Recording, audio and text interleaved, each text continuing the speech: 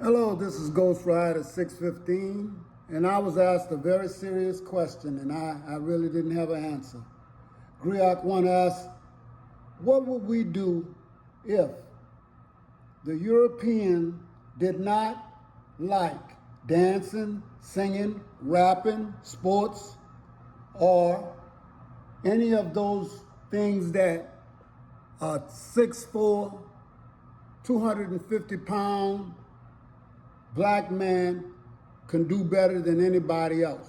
How many millionaires and billionaires would we have if those things weren't present? If you weren't able to sing, rap, dance, catch a football, throw a baseball, shoot a basketball, how many millionaires and billionaires would we have? That was the question. And out of all of those people that do make it in the pros, and the hundreds of others that were in college and they play all kind of other minor league games, what would our economic base be looking like then? And I can tell you, it would not be what we would think, and that we would be even at a lower scale than what we truly are right now. And in relation to the amount of athletes that we have, singers and rappers, how much of their wealth are they dedicating to the community? It seems that they mirror the politicians and the religious leaders. They all seem to be one group as far as I'm concerned. Everybody seems to be feasting on the black community. The Europeans have been doing it for hundreds of years, but now our own black on black crime is the worst crime that I've ever seen or experienced in my life, because it's the people that's closest to you that can hurt you the most.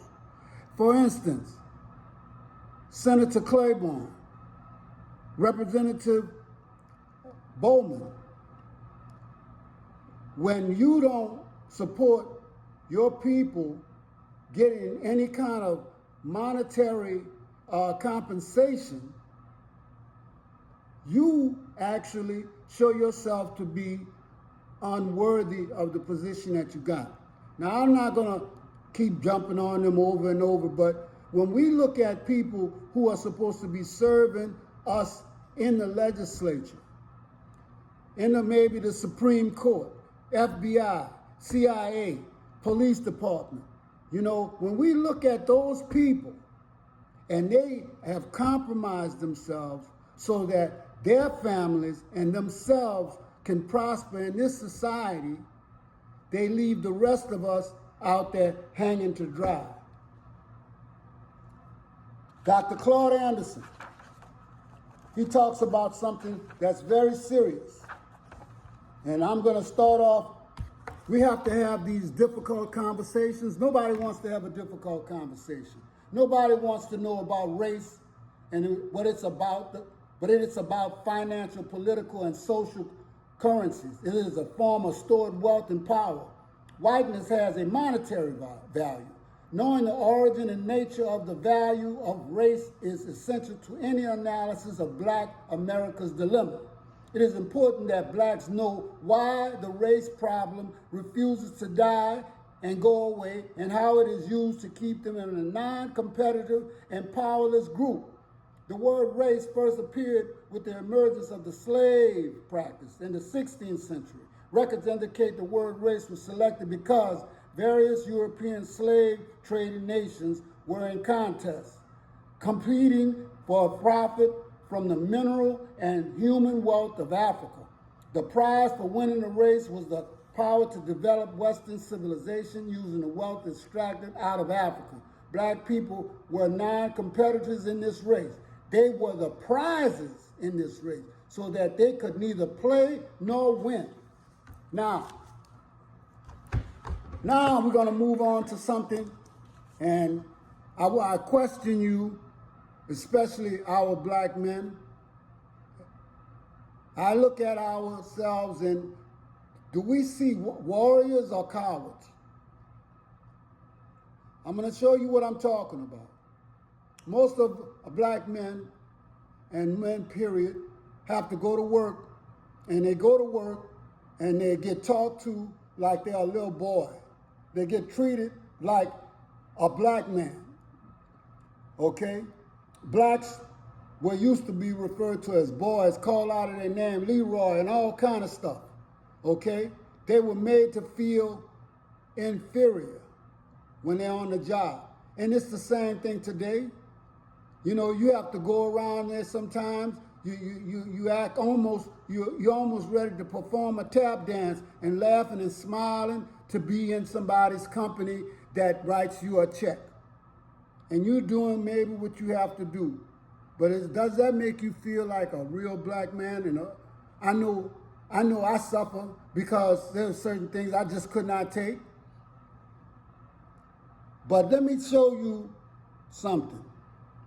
When you're at the job, you just as meek and docile as a lamb, most of you, okay? But when you get home, your wife becomes your enemy, your children become your employees. You boss hog at your house. You're not boss hog out there in them streets, and you're not boss hog at the job. Most of these people who are in the entertainment industry, you're getting buck broke. They're making you do things like wearing a dress, but you come out and you portray yourself to be something that you're not. And the ones that do not go along with the Hollywood cinema stuff, they try to break them. They say that they're crazy. You understand? But I will tell you right now, there's a spirit within us that if we could just reach out and touch it, you know, what they did in slavery, they deadened the spiritual reality of men. And you know, we have to get those spirits back. If we don't get them back, well, we'll be actually toiling like we are forever, and that would be a shame. Racism is a wealth and power-based competitive relationship between blacks and non-blacks. The sole purpose of racism is to support and ensure the white majority and its ethnic subgroups continue to dominate and use blacks as a means to produce wealth and power. Centuries of black enslavement and Jim Crow semi-slavery resulted in the majority society becoming 99-foot giants and blacks 1-foot midgets. This massive inequality in wealth and resources made blacks non-competitive and totally dependent upon whites for everything, for the necessities of life.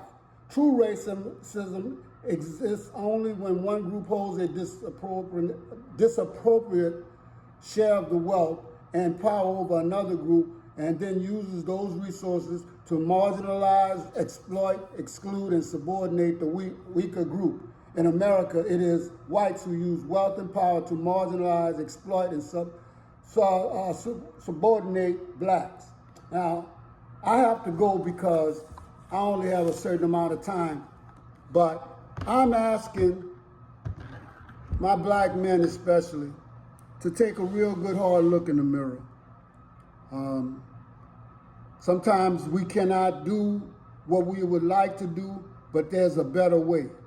You know, stop mistreating people at your home and start telling people at your job in the best way that you can that you're a man, and stand up for yourself. This is Ghost Rider 615 out.